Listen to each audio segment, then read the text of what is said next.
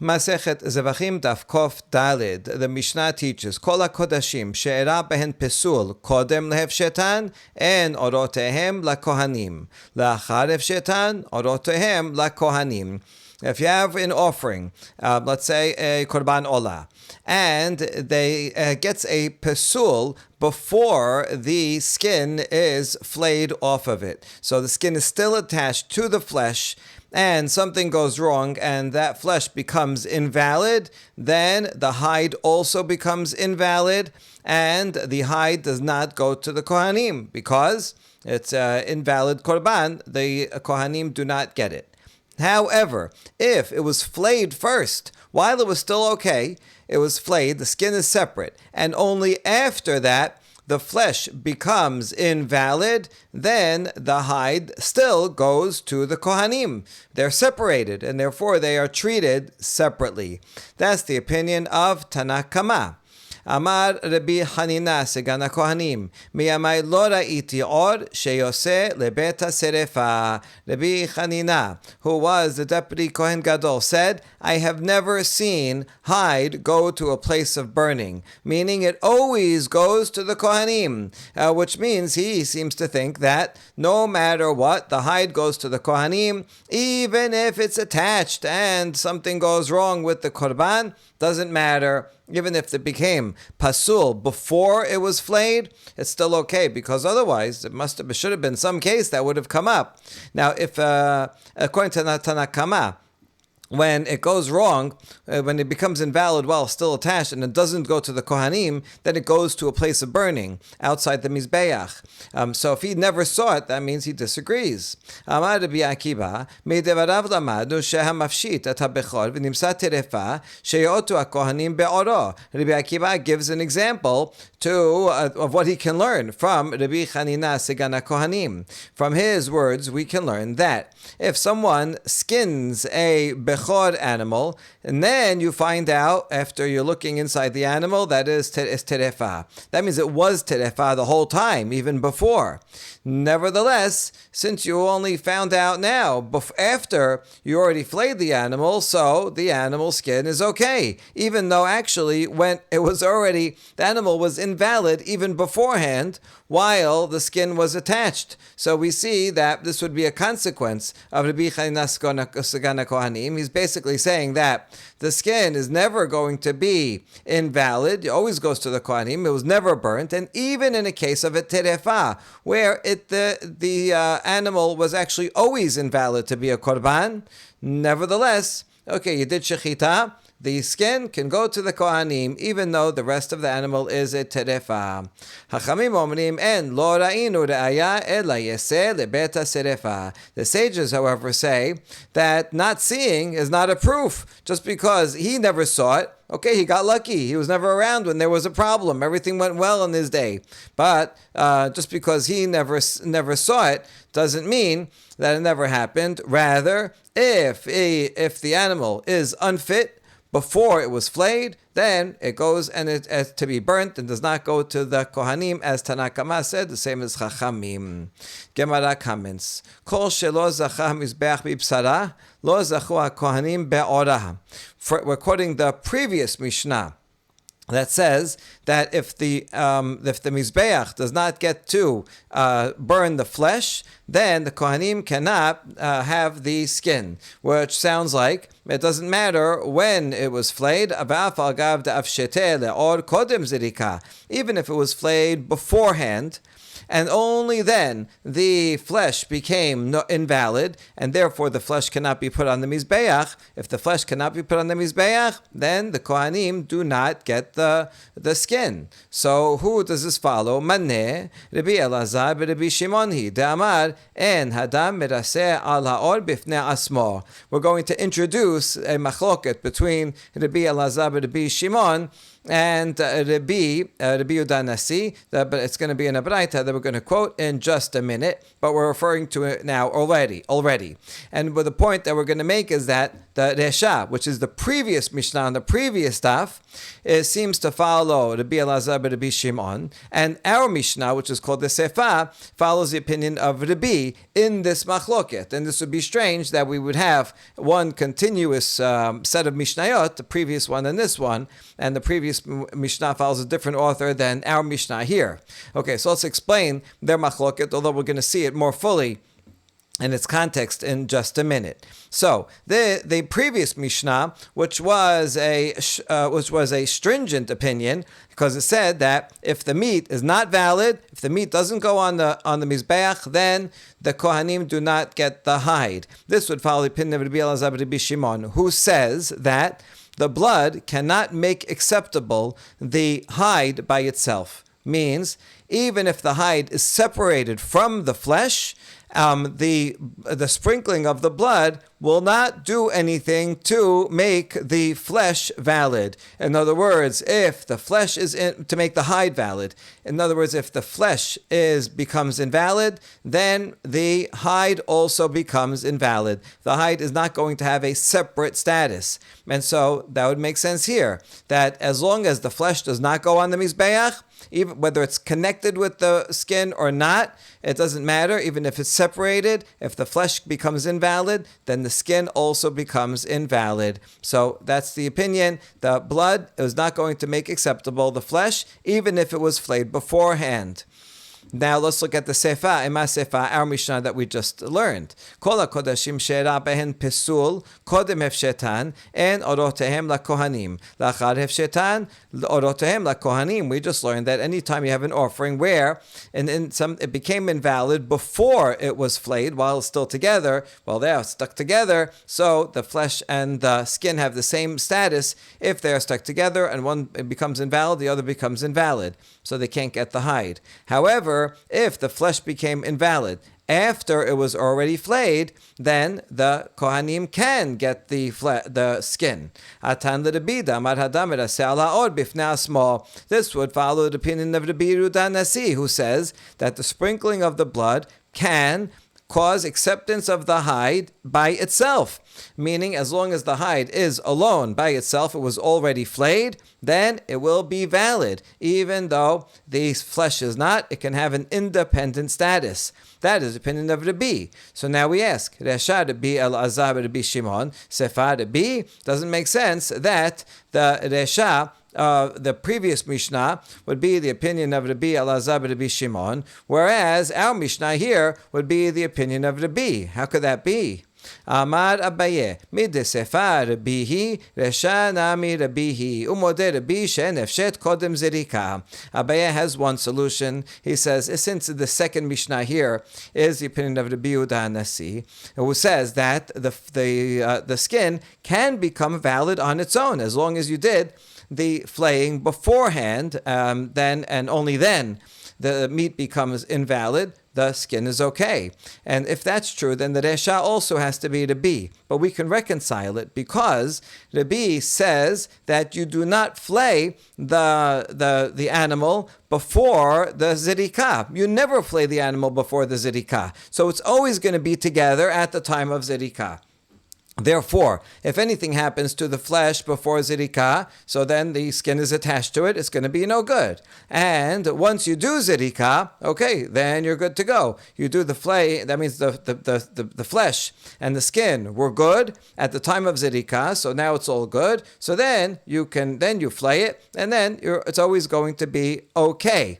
So that makes sense, and that fits with the Resha also. Resha just said that as long as the meat was valid to be placed on the mizbeach, and that's zirika. So the meat is valid to be placed on the mizbeach. So then the skin also is. So then just separate And then after that, okay, whatever happens to the flesh doesn't matter. The skin will be okay. So this fits.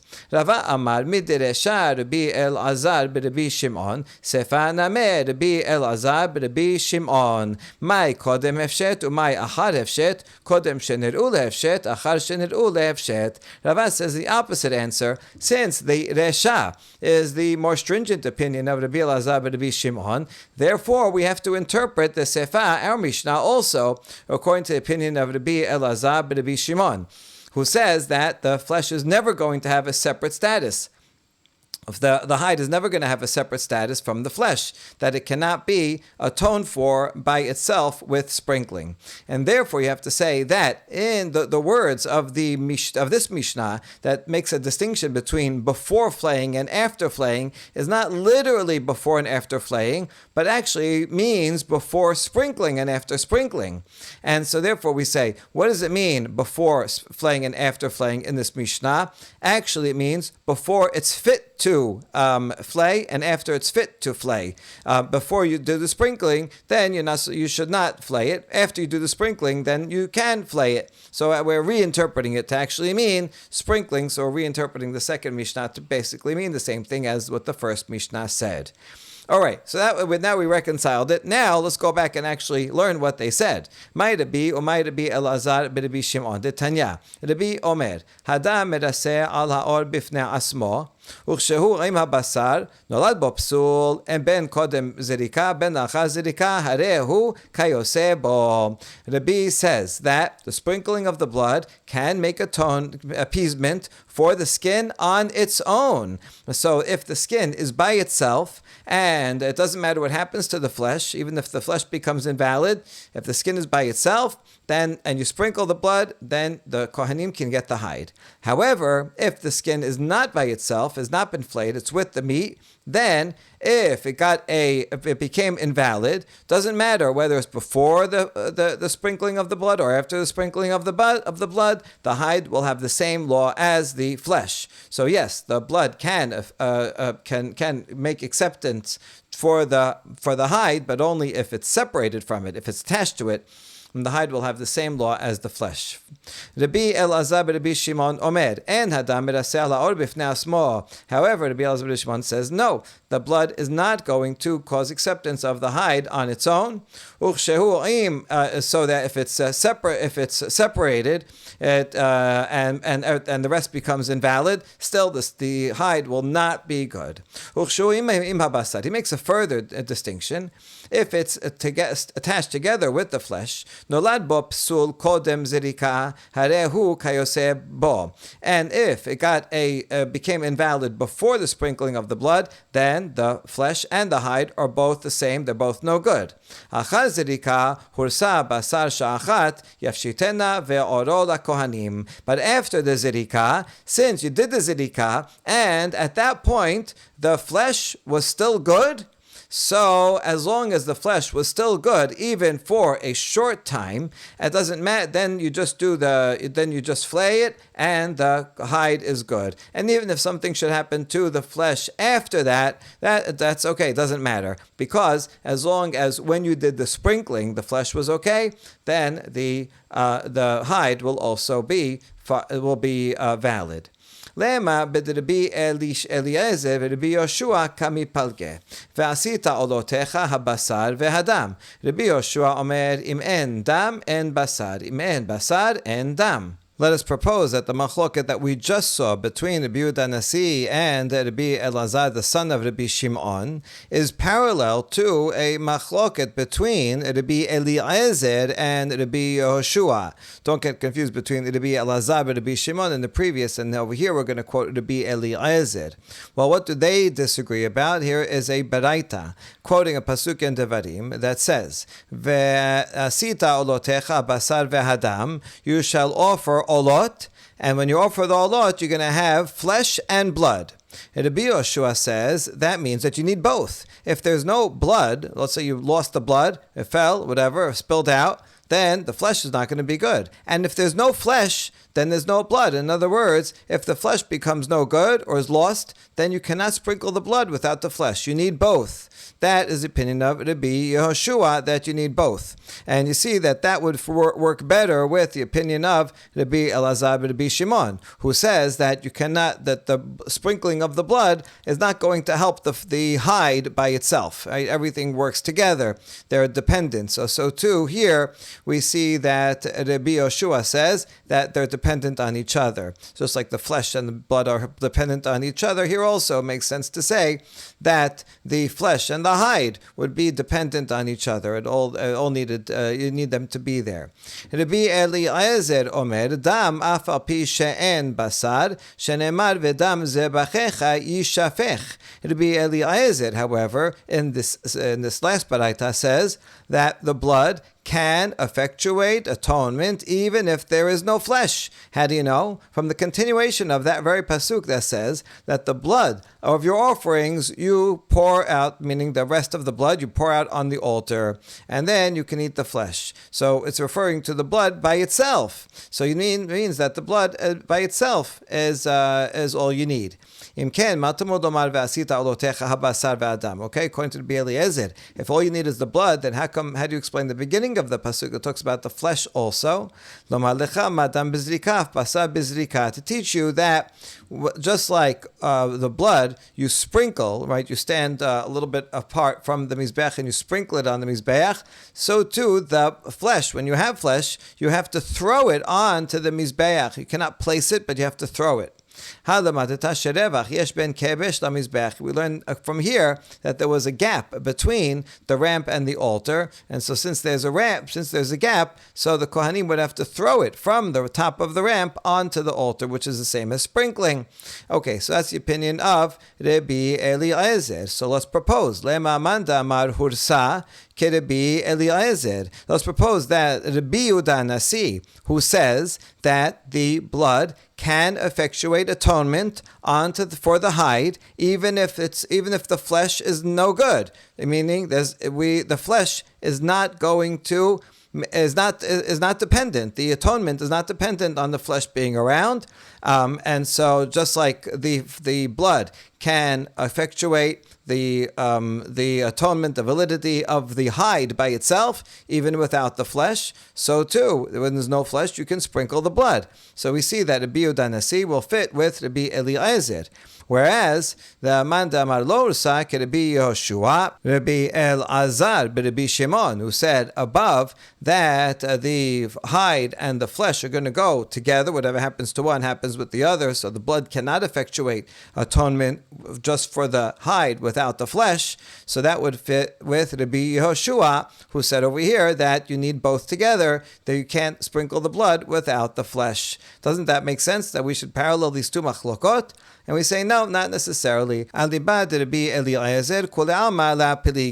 you're going to follow the opinion of Rabbi Eliezer, that you can sprinkle the blood even without the flesh, then surely that will only go with Rabbi Yehuda Nasi, that the blood can effectuate atonement and make valid the skin without the flesh. That there's a one-to-one correspondence. That's true. However, on the other side, ki pelige alibad Rabbi Yehoshua. However, the two Tanaim in the previous Mishnah Baraita can both follow the opinion of Rabbi Yehoshua in the second baraita. How so? Mandamar lo hursa ke Rabbi Yehoshua. The opinion that says you cannot atone or make the hide acceptable independently. In other words, Rabbi Elazar, Rabbi Shimon, he simply easily follows Rabbi Yehoshua. That's what we said before. That way it goes smoothly. And here's the chidush. Manda amar hursa amar lach Rabbi, who said that you can effectuate atonement for the hide even without the flesh. He would say, Ad kan lo kamar Rabbi Yehoshua hatam ela bebasar. When Rabbi Yehoshua says you need both, you need the flesh and the blood, and if you don't have the flesh, then it's canceled, it's no good, you got to do it all over again. That he says because the Kohanim aren't going to lose out anything. We're talking about a korban olah. So the blood, the flesh would be burnt anyway. Since there's no loss to the Kohanim, so we say this is no good. We tell the owners you got to bring a new one. Right? There's no flesh here. We're not going to sprinkle the blood without flesh. So it's totally no good. However,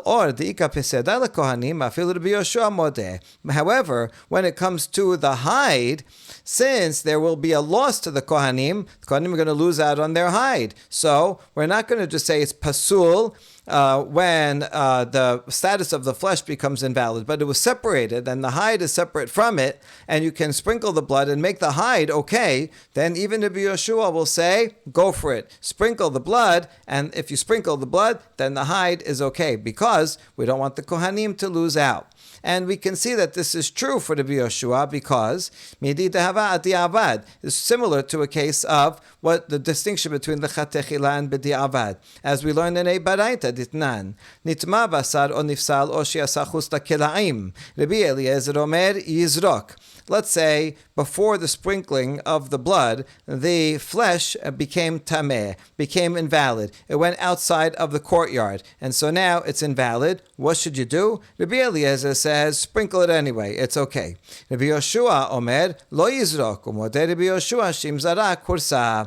Rabbi Yoshua says, do not sprinkle it. There's no flesh, there's no blood. If you don't have flesh, you can't do the blood. But even Rabbi Yoshua would agree that b'di avad, if the Kohen didn't ask any questions and he went and sprinkled, then the korban is valid. So we see here that it is somewhat b'diavad, it's valid. So that means also it's valid enough that it will make the hide acceptable. So we see there's a distinction between the hide. We don't want them to lose out, so they can get the hide, whereas the flesh, lechatechila, you would not sprinkle the blood. We would say, do it all over again.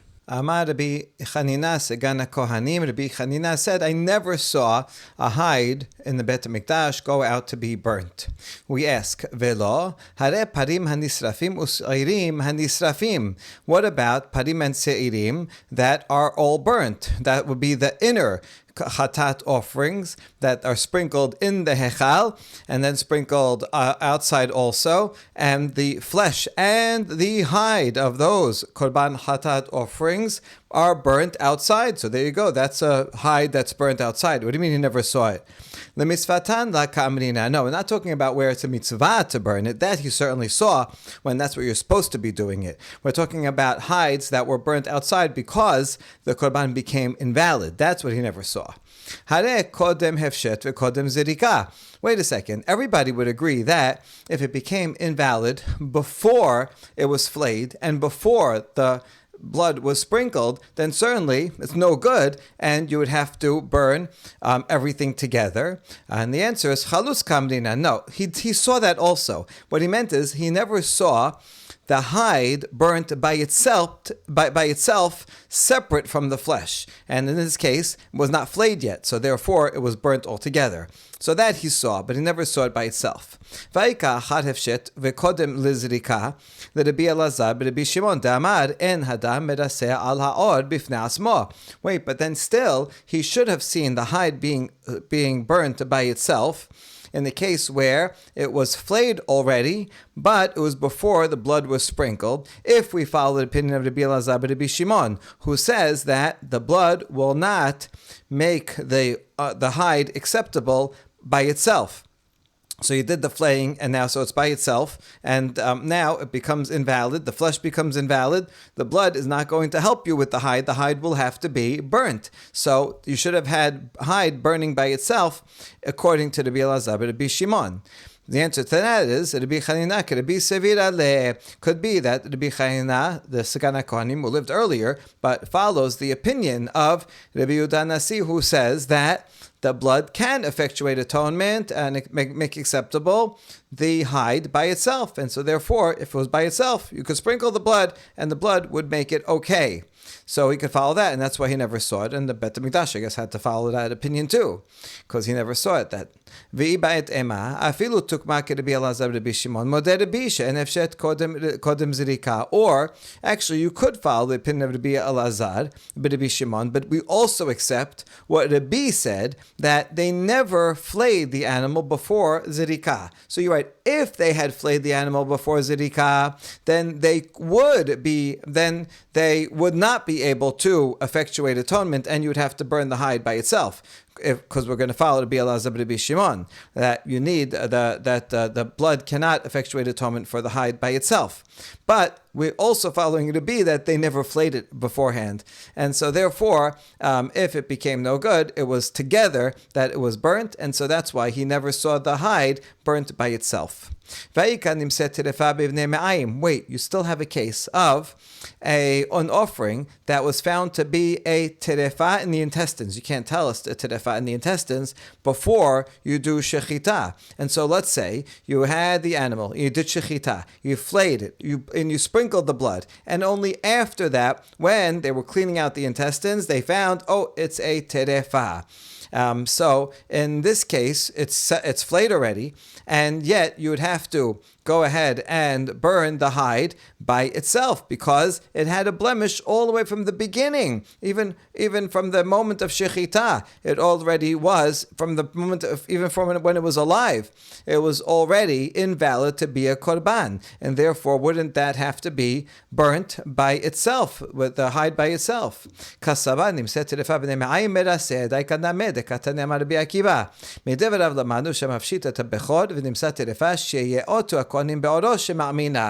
It must be that Rabbi Chanina Segan HaKohanim thought that if you only find out that it's a terefa after you did the sprinkling of the blood, then it's the sprinkling of the blood has atoned for it. And that must be so because, look, Rabbi Akiva says, right after that, we can learn from Rabbi Chanina that if you flay the animal, a bechor animal, and turns out to be a terefa, that the Kohanim can keep the hide, meaning the blood effectuated acceptance of the korban. Shema mina. So indeed, that must be the case. Well, we just figured it out on our own. So what is Rabbi Akiva teaching us that we would not know?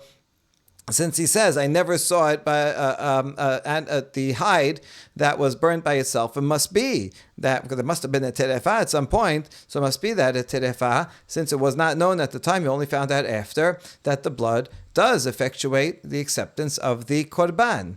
So what is Rabbi Akiva teaching us? Hakamash malan afilu bigbulin. His chidush is that this will apply even outside the Bet HaMikdash. In other words, a bechor animal that has a blemish. So if it has a blemish, then the Kohanim do not have to bring it as a korban. Instead, they could do shechita and eat it and do whatever they want with it and keep the hide and keep everything by themselves. It becomes a non-sacrificial animal. Now, what happens in that case if they do shechita, and then after they do shechita, he sees it's terefa, which means it's not kosher. So obviously he's not going to eat it. He's going to have to just get rid of the body. What does he do with the hide? He can keep the hide. However, if he did not yet do shechita, and he sees that it has that is terefa, so terefa that he can tell from before shechita, then he is not allowed to keep the hide. So in other words, we have the same distinction as just like with a sacrificial animal. If you did the sprinkling of the blood, you did shechita, you did the sprinkling of the blood already, and only then you find out it's terefa, then it's good enough that it's acceptable, the blood is acceptable, and you can keep the hide. Here also, if you know it's a terefa to begin with, you cannot keep the hide. If you find out it's terefa only after the slaughter was done, it's okay that you did the slaughter thinking it was okay, then you can keep the hide. Amar Rabbi Chaya bar Abba Amar Rabbi Yochanan, halacha ke Rabbi Akiva. And Rabbi Yochanan says halacha does follow Rabbi Akiva. V'af Rabbi Akiva lo amar ela keshitiro mumche, aval lo tiro mumche lo. But even Rabbi Akiva would only say they can keep the hide if an expert came and verified that this animal has a mum. The Kohen, really, before the Kohen does shechita, he should bring it to an expert, because the Kohanim, since they have what to gain by saying, oh yeah, this is a blemish, because then they can keep the whole thing and they don't have to bring it as a sacrifice and give any part of it on the Mizbeach. So therefore, since they have self-interest, we do not trust the Kohanim to make the decision on their own. They should go to an expert beforehand. So if they did the proper procedure and went to the expert, and the expert said, you know what, this is a permanent blemish, you could do shechita, then they do shechita, they can keep the hide even if they find that it's a terefa. But if they didn't ask an expert, they didn't follow the right procedure, so then they cannot keep the hide. However, even though Rabbi Yochanan says halacha is like Rabbi Akiva, the Gemara says not so. Halacha is like chachamim, which would mean even if you did shechita properly and then found that was a terefa afterwards, no good. You cannot keep the hide, and you'd have to bury the flesh and the hide. You'd have to burn. Not clear why it says you have to burn the hide if it's talking about an animal with a blemish outside of the Bet HaMikdash. You can just bury the whole thing. So the burning part might apply to a similar case in the Bet HaMikdash. The next Mishnah teaches Parim hanisrafim us'irim hanisrafim. This is cows and goats that are sprinkled inside the hechal, like on Yom Kippur, and therefore the body, the meat of the animal is burnt not on the mizbeach, but rather outside, as we will see. Bizman shenisrafin kemisvatan, nisrafim bebet hadeshen umetamein begadim. If everything follows proper procedure and these are valid korbanot, then they are burnt in Bet Hadeshen, which is all the way outside of Jerusalem. That's where the body is burnt. And the people that are burning it, the Kohanim, their clothing becomes tameh. That's a pasuk in Vayikra, chapter 16:28. As the pasuk reads, "Vasoref otam yichabes begadav verachas et besaro b'mayim v'acharechen yavo lamachaneh." The kohen who burns is talking about the context of the sacrifices on Yom Kippur, the ones that are sprinkled inside. That the kohen who burns it, and when he goes outside, he has to wash his clothes and wash his body because he becomes tameh. Ve'im enan nisrafin kimisvatam nisrafin bebet habira ve'enan metamein begadim. However, if they are not burnt according to the proper mitzvah, meaning that they became invalid sometime during the procedure, and something went wrong, and now the meat of the korban is not valid, it also gets burnt, but it doesn't get burnt in the Bet Hadeshen, that special place for burning of these types of korbanot outside Jerusalem, but rather it gets burnt in Bet Habira, which is somewhere on the Temple Mount itself. And also, the people that burn it will not become tameh. They can't. They're on the Temple Mount, so they don't want them to become tameh there. Could even be in the courtyard. And so they only become, it's kind of ironic that if you do the proper procedure, then it goes outside of Jerusalem and tameh, but if it's improper, it's invalid, then it's actually inside and not tameh. Now, the Kohanim would carry the bulls and goats that have to be burnt outside of Jerusalem. They would carry them suspended on poles, and you have a couple of Kohanim on the front of the pole, and then the animal, and then a couple of Kohanim carrying it in the back of the pole. Imagine if it's a bull, it'd be quite heavy. Yatsu harishonim chus lechomat ha'azara v'achronim lo yatsu. Harishonim metameim begadim v'achronim enam metameim begadim ad sheyesu. According to Tanakama, not only the Kohanim that are burning, that are actually going to burn these animals become tameh, but even the people carrying it. And at what point do they become tameh? As soon as they go out of the walls of the azara, of the temple courtyard. And so when they're right on the border, and the two front ones are outside of the courtyard, and the two in the back, holding the poles in the back, are still inside the courtyard, at that point, then the ones that are in the front, while the back ones have not gone out, the front ones have their clothing is tameh, and the ones in the back, no, their clothing is not yet tameh until they emerge. So it's immediately when they step outside of the temple courtyard, that's when they become tameh, because they're already now involved in the burning. You're taking it out because you're going to burn it outside of Jerusalem. So therefore, anybody that's involved from that point and on is going to become tameh. Yatsu elu ve'elu metameim begadim. Once they all emerge, even the back ones step out, then they all become tameh. Rabbi Shimon omed enam metamim ad sheyusat ha'or beruban. Rabbi Shimon disagrees. He says the people carrying it, are not going to become tameh. Even the people that start off the burning don't become tameh. Rather, they only become tameh when the fire is ignited and catches fire of the majority of the offerings. Even the beginning of the fire, not yet. When the majority catches fire, then whoever is involved at that point, those kohanim become tameh. But the people beforehand do not.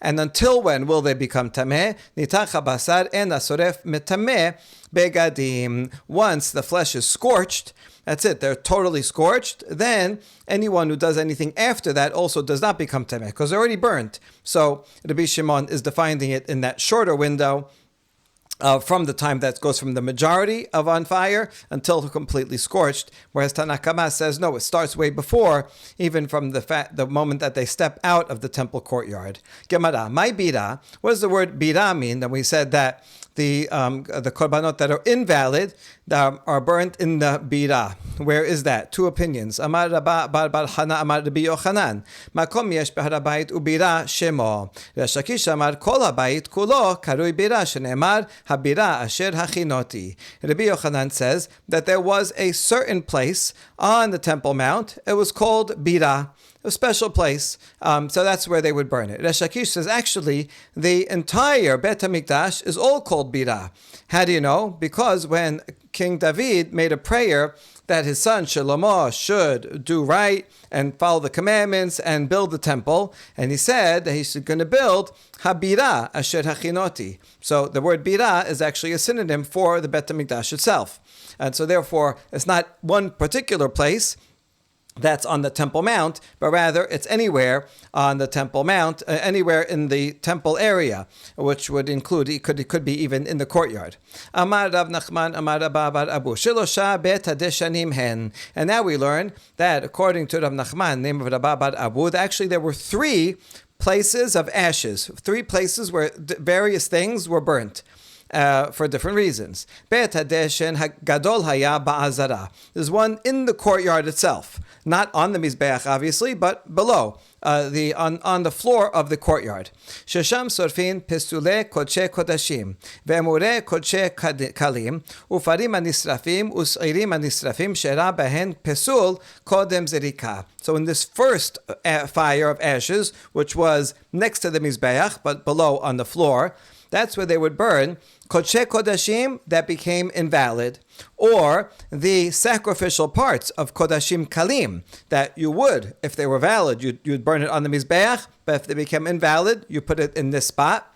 And also the bulls and the goats that are sprinkled inside the Hechal and are supposed to be burnt outside of Jerusalem altogether, if they get a psul, then their psul happened before the blood was sprinkled. Before the blood was sprinkled, something went wrong. So these are joined together with the others that are psul. So any of these invalid korbanot get burnt right there. Now there's another one that's on the Temple Mount. Shesham sorfin parim anisrafim usrim anisrafim shera ben pesul ahar zerika.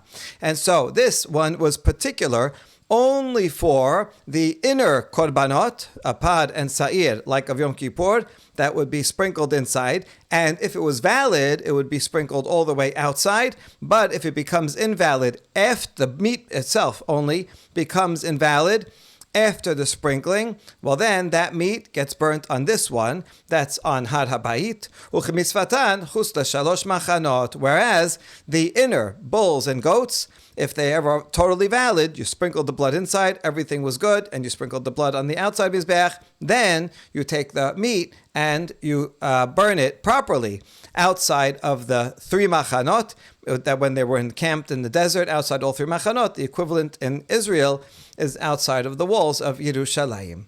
Taneh Levi, Shelosha bet hadeshanim hayhen, bet hadeshen gadol haya ba'azara, shesham sorfin pestule kodshe kodashim ve'emore kodashim kalim, ufarim anisrafim usirim anisrafim shera ben pesul, ben kodem zerika, ben achar zerika. Now we have a braita in the name of Levi that also agrees that there are 3 places of ashes where we burn things, but he breaks down what we do and each a little bit differently. The first one is a big one that was in the temple courtyard, right below the Mizbeach, and that's where they would burn anything that was invalid from a Kodesh Kodashim, or the sacrificial parts of an invalid Kodesh Kalim, or the inner Se'irim, Parim, and Nisrafim, that became Pasul. It doesn't matter when they become Pasul, whether the flesh became Pasul before the sprinkling of the blood or after the sprinkling of the blood. So that's the difference, the one that's after the sprinkling of the blood. Levi puts in the first category. ובית הדשן אחר היה בהר הבית ששם שורפים פרים הנשרפים מוספים הנשרפים שרה בהן פסול בסיעתן. Now the second one, that's somewhere on the Temple Mount, but that in the courtyard, that's where you would burn the inner parim and seirim, that you sprinkled the blood inside, and some kind of pesul happened on the way out. As you did everything, you sprinkled the blood, everything was good, and then as you're emerging from the temple courtyard, after you emerged, something happens. It becomes tameh, for example. And so now you can't take it all the way out of Jerusalem and burn it in that spot, because that's the last one. If everything's done perfectly, valid ones get burnt outside of Yerushalayim. But if there's a problem with it, so now you can't take it outside of Jerusalem. You can't bring it back into the courtyard if it's tameh, for example. So that's the second one that's on the Temple Mount itself. So that's for something that became invalid after the flesh of these inner korbanot left the temple courtyard. Rabbi Yirmiyah lina mahu sheto'il beparim hanisrafim ubis'irim hanisrafim. Rabbi Yirmiyah asks whether the prohibition of lina applies to the parim and seirim that are burnt outside. The blood is sprinkled inside and they're supposed to be burnt outside of Jerusalem. If you leave it overnight, you're supposed to do it during that day or that night. If it's left overnight, then does that violate lina? The difference would be that if it does not violate lina, then you can still burn the carcass outside of Jerusalem, as you would if it was valid. But if the lina, prohibition of lina does apply, then the next day you would have to burn it on one of the other fires that are on the Temple Mount. You wouldn't be able to do it in the valid way. So here's the two sides of the question.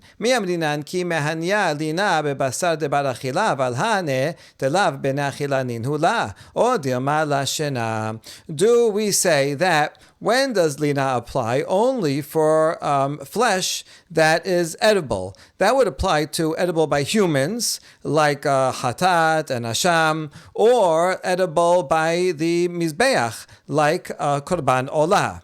So in both those cases, the flesh is going to be in by either the humans or by the altar. However, these parim that are burnt, now there are some sacrificial parts, small amounts that do get burnt on the mizbeach. Well, we're not talking about that. That's sacrificial parts, emurim. And now we're talking about the rest of it, the flesh. When it comes to parim anisrafim, srim anisrafim, the flesh is not eaten, not by a human and not by the mizbeach, and therefore perhaps lina only applies to other korbanot, but not the inside korbanot where the flesh is not going to be consumed.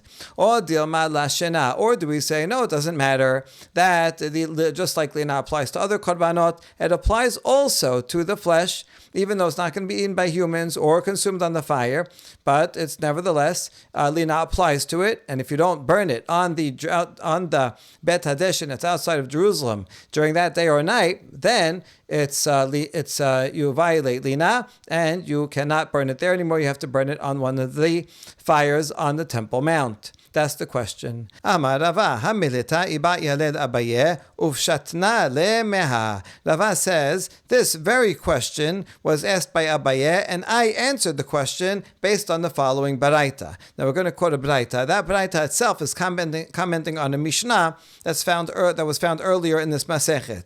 That Mishnah has a machloket about the sacrificial portions of this type of bull. The meat is all burnt outside, but there's some portions that are burnt that are placed on the sacrifice.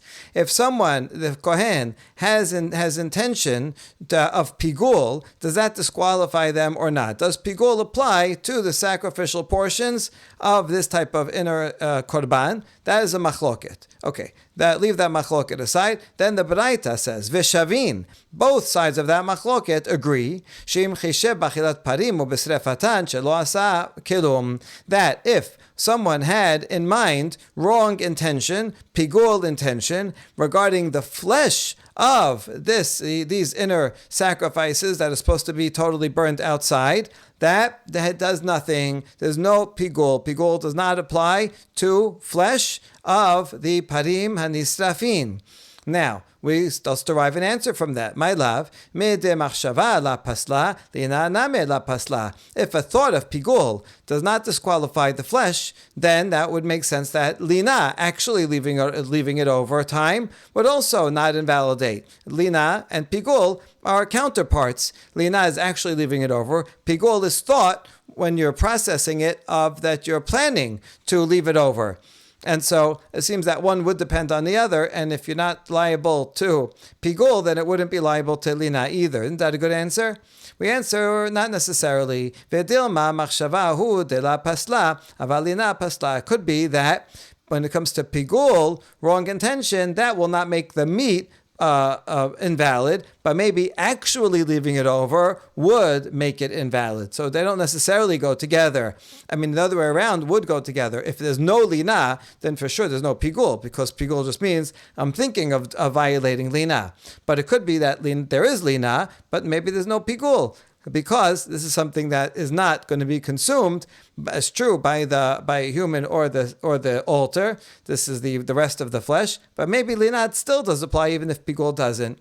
So that's not an absolute proof. Let's try again. Tashema. Parim anisrafim useirim anisrafim malim bahem mishehu kedushu. Mishnah Masechet Meila teaches that these animals that are supposed to be burned totally outside of Jerusalem, the parim or seirim, and one will commit me'ilah after they are consecrated. So from the point that they're consecrated, like other kodesh kodashim, once they're consecrated, if you get personal benefit, you violate me'ilah. Nishchatu. Now, once you do shechita, huchsheru lipasel b'tvul yom b'mechusar kippurim u'belina.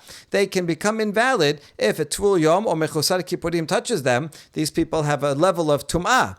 Now, if they touches them while they're alive, live animals never become tameh, so that wouldn't be a problem. But once you do shechita, then even a tvul yom, mechusar kippurim, have low level of tum'ah, but still that's sufficient to make kodashim pesulim. And also, lina applies to them. There you go. My love linat basar, when we say lina, isn't it referring to the flesh of these parim anisrafim, that if you leave the flesh overnight, then you can no longer burn it on the a fire that's outside of Jerusalem. So there you go. The answer is yes, lina does apply.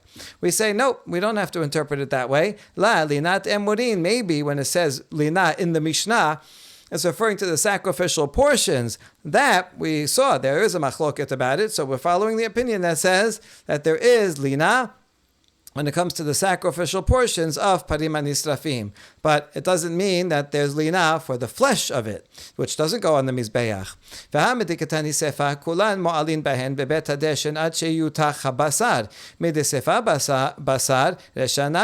Hold on. The continuation of that Mishnah in Masechet Me'ilah says that regarding all these cases, one violates Me'ilah when they are, from the time that they are placed on the fire until it's incinerated. Mainly until it's incinerated, still you cannot get benefit from it.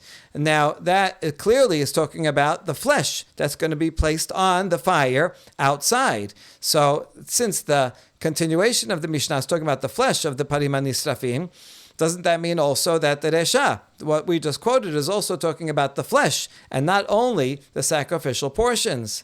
We answer, Midi Irya, Sefa Basar, Resha Emurin. No, not necessarily. There's two different clauses in the Mishnah, and so they could each be talking about a different case. And although the Sefa is talking about flesh clearly, but it could be that the Resha, the part that we quoted above as part of the proof, is it really only referring to the sacrificial portions where there is lina, but there's no lina for the flesh.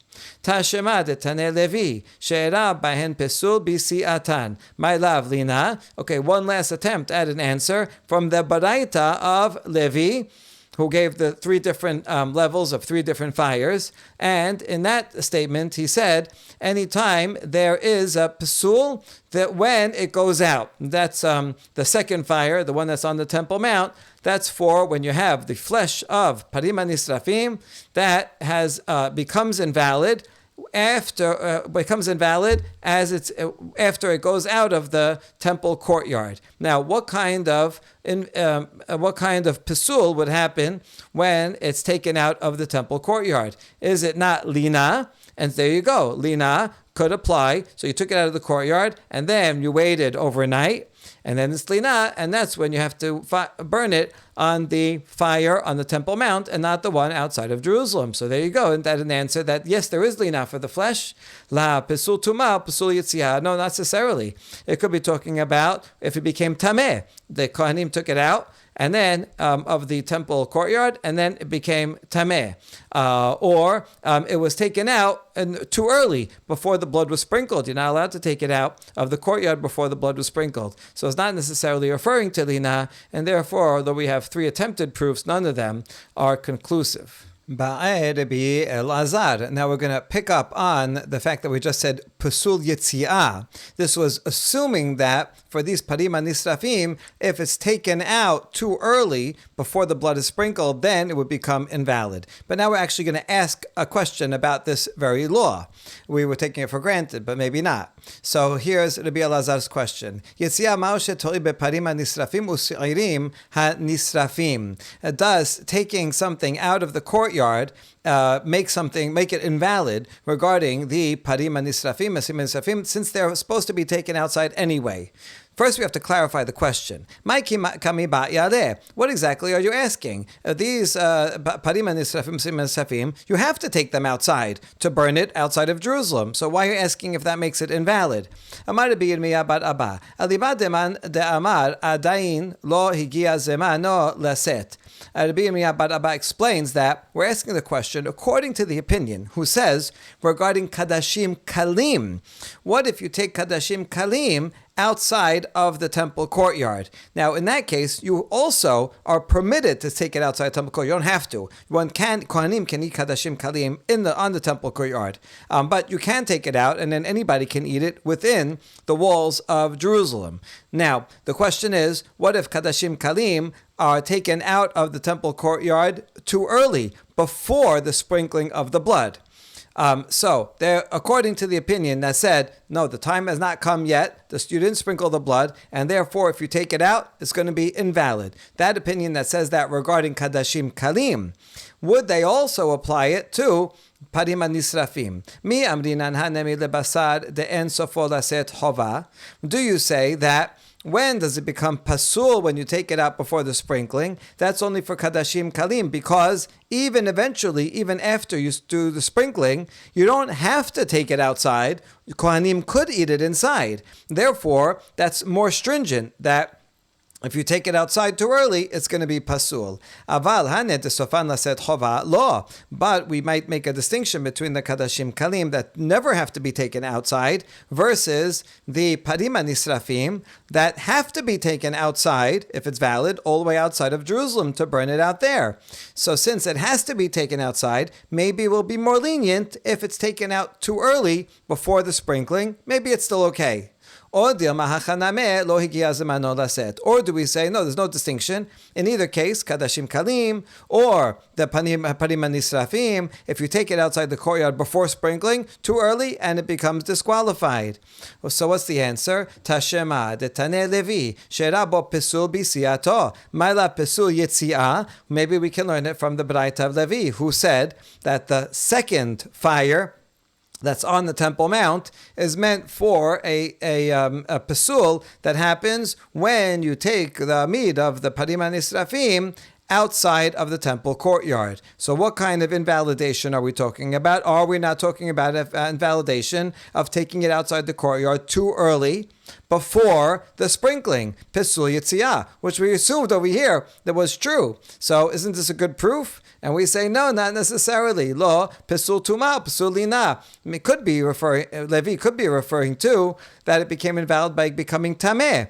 After it left the temple courtyard, everything was valid, became tameh. Then you have to burn it there on the spot. Or lina, which above over here we said maybe not lina, but it could be. So now we're bringing back in lina, maybe because it was left overnight. That's why it has to be burnt on that second one and cannot be taken outside of Jerusalem. But if it was taken out too early, before the blood, maybe that's okay. And you could still burn it outside. So therefore, there is no proof from the Baraita of Levi. Baruch Adonai Le'olam. Amen ve'amen.